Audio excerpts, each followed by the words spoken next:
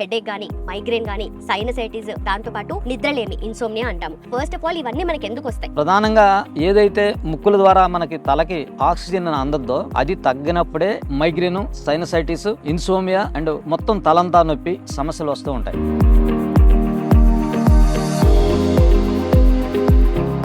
యోగ థెరపీలో మనం చంద్ర ప్రాణాయం, సూర్య ప్రాణాయం, అనులోమ విలోమ ప్రాణాయం చేపిస్తాం. దీనికి ముందు యోగాలో ఏం చేస్తామంటే జలనేతి అని చేపిస్తాం. అంటే ఈ ముక్కులోంచి వాటర్ పంపిస్తే ఈ ముక్కులోకి వస్తాయి, ఆటోమేటిక్గా ఇవన్నీ క్లియర్ అవటం వల్ల బ్రెయిన్కి ఆక్సిజన్ అందుతుంది. దాని తర్వాత దాంట్లో అణు తైలం ఉంటుంది, ANU డ్రాప్స్ ఈ ముక్కులో వేసినప్పుడు ప్రాంప్ట్గా ఆక్సిజన్ బ్రెయిన్కి అందినప్పుడు హెడేక్ తగ్గిపోతుంది, మైగ్రేన్ తగ్గిపోతుంది, సైనసైటిస్ తగ్గిపోతాయి. ఒక మనిషి రోజుకి 21,600 సార్లు శ్వాస తీసుకుంటాడు. దుమ్ము ధూళి అంతా లోపలికి వెళ్తాయి. అందుకే జలనేతి మనం చేసినప్పుడు అది మొత్తం క్లియర్ అయిపోతుంది. అది ఆక్సిజన్ బ్రెయిన్ కి అందిస్తుంది. Pituitary and penal and thyroid gland 3 gland ఇది యాక్టివ్ చేస్తుంది. Welcome to I dream. నా పేరు లుంపిని. ప్రకృతి మనకి ఎన్నో ఇచ్చింది, అందమైన చెట్లు, వాటి నుండి వచ్చే ఉపయోగాలు మరెన్నో కదా. అయితే తినడానికి మాత్రమే తిండి కాదు, ఆరోగ్యపరంగా కూడా మనకు చెట్లు చాలా రకాలుగా ఉపయోగపడతాయి. మూలికలు, అలాగే చెట్టు నుండి వచ్చే వేరు దగ్గర నుండి కొమ్మలు, ఆకులు, పండ్లు, వాటి తొక్కలు ప్రతిదీ కూడా మనము ఆరోగ్యం కోసం ఉపయోగించవచ్చు. అదెలా అంటారా? అదే సాంప్రదాయ చికిత్సా విధానం మూలికల వైద్యం. ఈరోజు మనం ఉన్నాము అగస్త్య ట్రెడిషనల్ క్యూర్ సెంటర్ దగ్గర.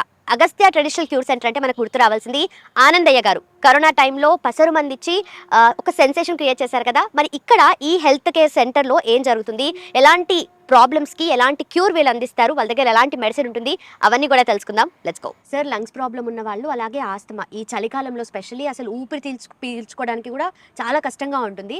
అండ్ ఇండియాలో చూస్తే, మనం ప్రపంచవ్యాప్తంగా చూస్తే ఇండియాలో ఈ కేసెస్, ఆస్తమా వచ్చే వాళ్ళ కేసెస్ కానీ వాటి ద్వారా వచ్చే చావులు కూడా చాలా ఎక్కువ శాతం అని చెప్పొచ్చు. అంటే అసలు ఫస్ట్ ఆఫ్ ఆల్ ఈ ప్రాబ్లం ఎందుకు వస్తుంది, అండ్ ఊపిరి తీసుకోవడానికి అంత కష్టంగా ఎందుకు ఉంటుంది వాళ్ళకి? ప్రధానంగా మన అమ్మ గర్భంలో ఉన్నప్పుడు మనకు ఫీడింగ్ అంతా బొడ్డు ద్వారా జరుగుతూ ఉంటుంది.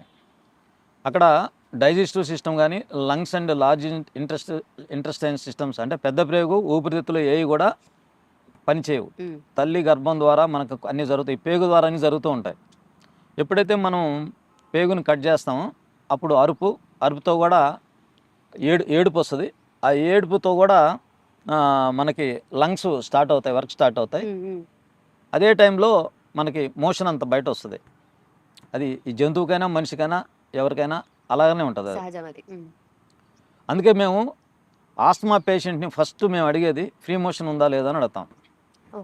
మీకు ఫ్రీ మోషన్ లేదు అంటే ఆటోమేటిక్గా దానికి ఇంపాక్ట్ ఆస్తమా మీద, అంటే మనకి ఊపిరితిత్తుల మీద పడుతుంది.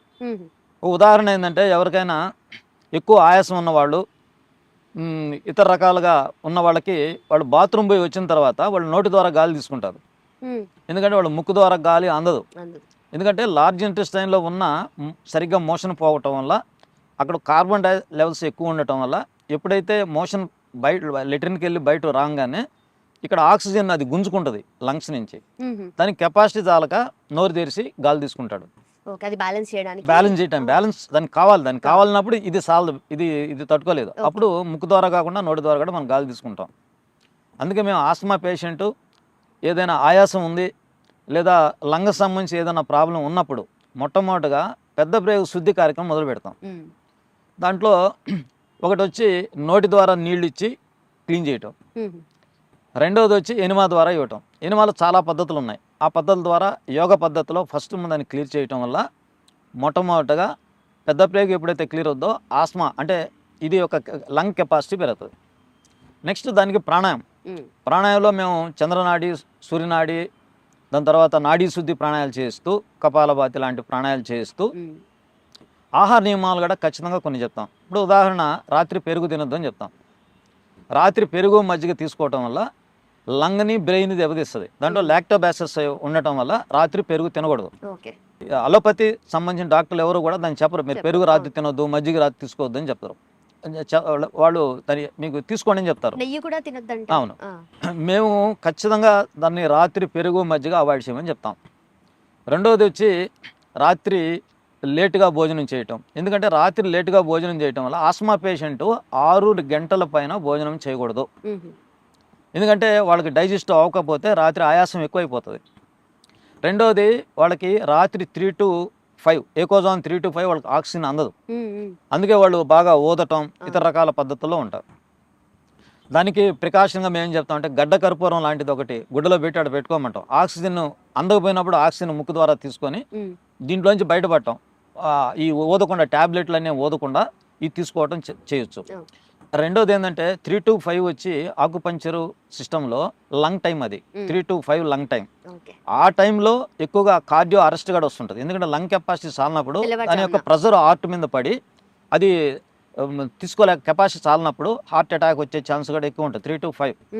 అందుకే మేము ఏం చెప్తాం అంటే కర్పూరాన్ని మీరు సేఫ్ సైడ్గా మీరు పెట్టుకొని ఎర్లీగా మీరు భోజనం చేయటం వల్ల మీకు ఆ ప్రాబ్లం ఎప్పుడైతే క్లియర్ అయిపోతుందో మీకు ఆక్సిజనేషన్ బాగా జరుగుతుందని చెప్తాం. రెండోది వచ్చి ఈ ఛాతీ అంటే డయాఫారం ఉంటుంది. ఇక్కడ డయాఫారము మీద లోడ్ పట్టడం వల్ల రాత్రి ఆక్సిజనేషన్ సరిగ్గా తీసుకోలేకపోవడం జరుగుతుంది పొట్ట. అందుకే ఈ మధ్య కాలంలో కరోనా వచ్చినప్పుడు ఎక్కువ మంది చనిపోయిన వాళ్ళు పొట్ట ఎక్కువ ఉన్నవారు, వ్యాపారస్తులు రాత్రి 11 గంటలకు వచ్చి భోజనం చేసి ఆ లేటు భోజనం వల్ల ఎక్కువగా 80% చనిపోయిన వాళ్ళు ఎక్కువగా వ్యాపారస్తులే కరోనా టైంలో. ఎందుకంటే లంగ్ కెపాసిటీ వాళ్ళకి చాలక. అందుకే భోజనం, రాత్రి భోజనం, లేటు భోజనం చాలా ప్రమాదకరం చెప్తాం. అందుకే మూడు జైలు గురించి మాట్లాడుతుంటాం ఎక్కువగా. జపాన్ వాళ్ళు 5 గంటలకే భోజనం చేస్తారు, రెస్టారెంట్లు ఉండవు. జైన్ మతస్థులు 5 గంటలకే భోజనం చేస్తారు, జైల్లో 5 గంటలకే భోజనం పెడతారని చెప్తుంటాం. 3 జైలు కూడా ఆరోగ్యానికి సంబంధించిన సిస్టమే ఫాలో అవుతాయి. అందుకే జపాన్ వాళ్ళు ఎక్కువ మంది 130 సంవత్సరాలు కూడా వాళ్ళకి జీవన ప్రమాణం ఉంటుంది. దీనికి మనం ప్రాణాయామం ద్వారా చేస్తూ, ఇందాక మీకు అణుతైలం చెప్పాను, ఈ అణుతైలు కూడా బ్రెయిన్కి ఆక్సిజన్ అందిస్తూ లంగ్ కెపాసిటీని కూడా పెంచుద్ది మీకు. అందుకే మీరు దాన్ని వాడమని చెప్తాం. రాత్రి పెరుగు, మజ్జిగ పూర్తిగా అవాయిడ్ చేయమని చెప్తాం. దానికి పాయింట్ వచ్చి ఆకుపజర్ పాయింట్ వచ్చి ఈ 3 వేలు తీసుకొని ఇక్కడ ఒక చిన్న గీత ఉంటుంది. ఈ గీత మీద 3 వేలు ఇలా పెట్టి ఈ 3వ వేలుని ఇలా పెట్టి ఈ 3వ వేలుకు బొట్టన వేలు చేసి ఒక 30 సెకండ్స్ ఇక్కడ ప్రెజర్ ఇవ్వమని చెప్తాం. ఇలా 2 చేతులకి ఇవ్వాలి. ఇలా ప్రెజర్ ఇవ్వటం వల్ల మనకు ఆటోమేటిక్గా ఈ డయాఫార్ నుంచి పైన ఉన్న ఆర్గాన్స్ అంటే హార్ట్ అండ్ లంగ్స్ కూడా యాక్టివ్ అయ్యి మనకి ఆ ప్రాబ్లం నుంచి మనం రెక్టిఫై అవ్వచ్చు.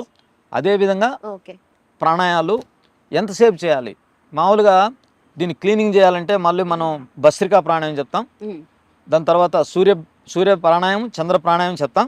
దాని తర్వాత నాడీ శుద్ధి ప్రాణాయామం కూడా మనం చెప్పినప్పుడు ఎప్పుడైతే మనకి దీని యొక్క కెపాసిటీ మనం అంటే లంగ్ కెపాసిటీ, లంగ్స్లో ఉన్న మామూలుగా రైట్ సైడ్ 3 లోగీస్ అంటాం, 3 గదులు ఉంటాయి.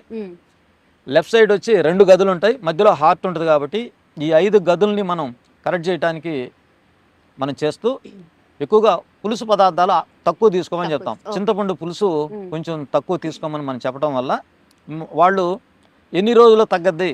ఖచ్చితంగా 63 రోజుల నుంచి 6 నెలల లోపల వాళ్ళు కంటిన్యూగా ఈ సిస్టమ్ మనం చేయటం వల్ల మనకి పూర్తిగా అది మన కంట్రోల్ అవుతూ వస్తుంది.